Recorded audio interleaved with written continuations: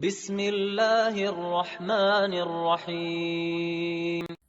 Ibhamuhu sallallahu alaihi wasallam asyai'a li hamli sami'i alal istiksyafi anhu. Beliau itu kadang memang membikin samar, tidak jelas. Untuk apa? Untuk agar pendengar itu bisa melakukan istiksyaf, meneliti, mencari tahu sendiri, litarghib fihi awiz zajri anhu, untuk mendorong mereka mencari tahu supaya dilakukan atau supaya dihindari. Ini termasuk salah satu teknik di dalam memberikan pelajaran. Jadi bisa jadi jelasin sejelas-jelasnya, bisa jadi ditinggal lah, dibikin samar lah. Supaya apa? Cari sendiri. Karena pengetahuan yang didapat sendiri itu ada kalanya lebih berkesan. Ini contohnya sudah kita bahas dulu di uslub sebelumnya, bagaimana Rasulullah itu memberitahu akan ada orang ahli surga yang datang. Beberapa hari begitu. Ternyata yang datang ini orang Ansor, di sela-sela jenggotnya masih ada bekas wudhunya. Datang itu. Potongannya sih biasa-biasa, nggak terkenal. Karena sahabat dia tidak tahu kan. Bukan sahabat besar, bukan. Hingga akhirnya ada sahabat yang lain namanya Abdullah bin Amr bin Al-As, itu ingin tahu apa sih amalan orang ini kok bisa disebut oleh Rasulullah ini penduduk surga. Akhirnya ikut nginap di rumahnya dengan membuat alasan bahwasanya ada ya ketidakcocokan dengan bapaknya, melakukan hilah beliau. Untuk apa? Supaya bisa nginap di rumah sahabat Ansor ini. Yang akhirnya beliau lihat amalannya nggak ada yang istimewa. Tidur biasa, dilihati sholat malam juga enggak. Sampai akhirnya berapa hari di situ tidak mendapati yang istimewa, akhirnya beliau bertanya dan diberitahu oleh sahabat Ansor itu, ya, beliau itu tidak pernah ada rasa hasad kepada sesama kaum muslimin. Sifat itu yang menyebabkan beliau ini masuk ke dalam surganya Allah Subhanahu wa taala sesuai dengan berita dari Rasulullah sallallahu alaihi wasallam. Dan banyak contoh-contoh lain yang temanya sama, yakni Rasulullah tidak memberikan secara jelas informasi itu sehingga dicari sendiri oleh sahabat. Ini bisa jadi satu metode. Berikutnya ijmaluhu sallallahu alaihi wasallam al-amr. Rasulullah mengglobalkan satu perkara, tsumma tafsiluhu liyakuna awdaha wa amkana fil hifdzi wal faham.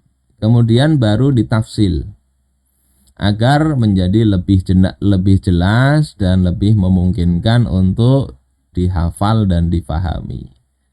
Jadi global dulu baru rinci. Ini salah satu uslub dan insya Allah ini sudah banyak dipakai lah di dalam kehidupan kita ya. Begitu juga dalam Al-Quran ada kisah tentang Al-Anfal. Allah katakan yas'alunaka 'anil anfal. Mereka bertanya kepada engkau tentang Al-Anfal. Qulil anfalu lillah. Katakan Al-Anfal, ghanimah, rampasan perang itu adalah untuk Allah war Rasul dan Rasul. Fattaqullah, maka bertakwalah kalian kepada Allah. Wa aslihu dzata bainikum, dan perbaiki hubungan di antara kalian. Wa ati'allaha wa rasulah, taatilah Allah dan Rasulnya.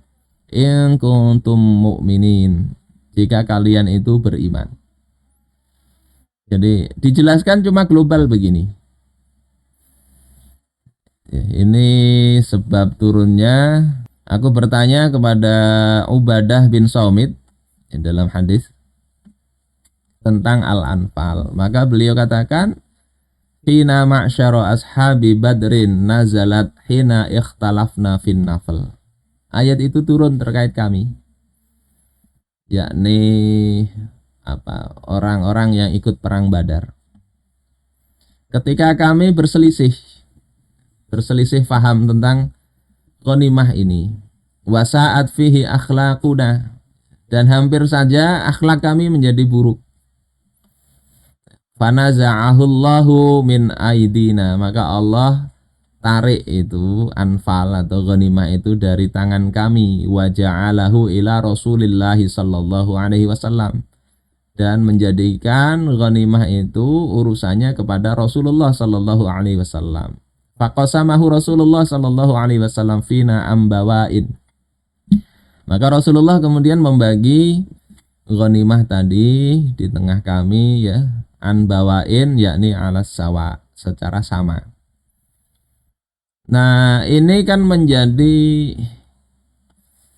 mencengangkan kita manusia kadang, ya, ketika melihat ahlu Badar, orang-orang sahabat yang ikut perang Badar, yatakallamuna fil ghanaim, mereka itu berbicara tentang ghanimah, tentang harta.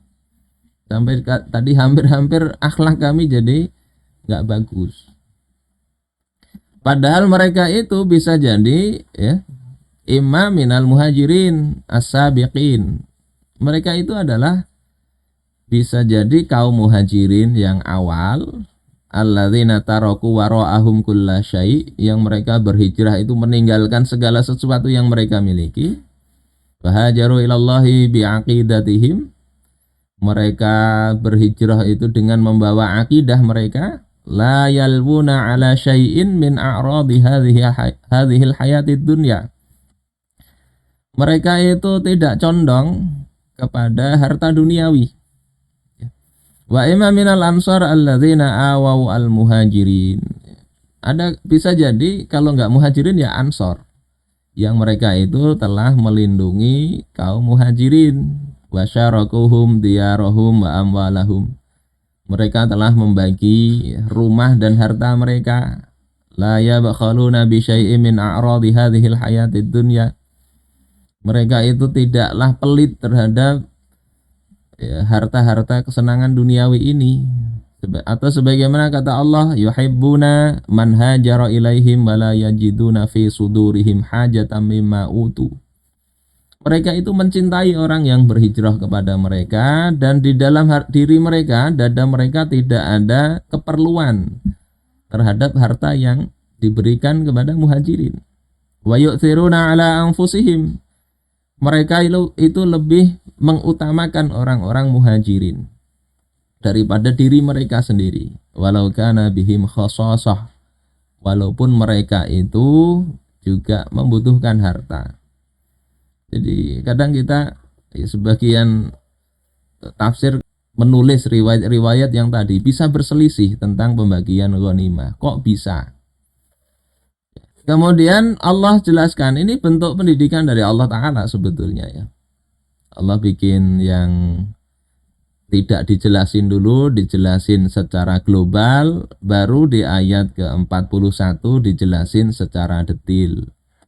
Untuk apa peruntukannya ghanimah itu. Ini seperti itu. Jadi dalam pendidikan juga sama, ya, bisa, ya, lihati materinya lah, materinya tentang apa, bisa digunakan uslub-uslub ini.